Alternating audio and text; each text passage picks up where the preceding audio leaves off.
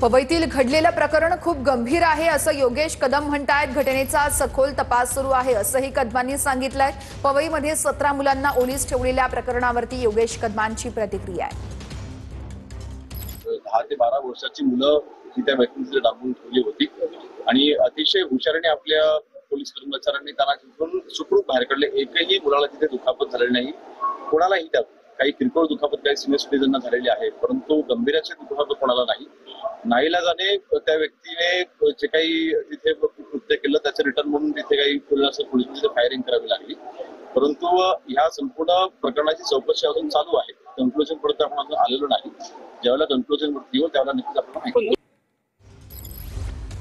तर घटनेचा सखोल तपास सुरू आहे असं गृहराज्यमंत्री योगेश कदम यांनी सांगितलेलं आहे। 17 मुलांना ओलीस ठेवल्या प्रकरणावरती योगेश कदम यांची ही प्रतिक्रिया होती।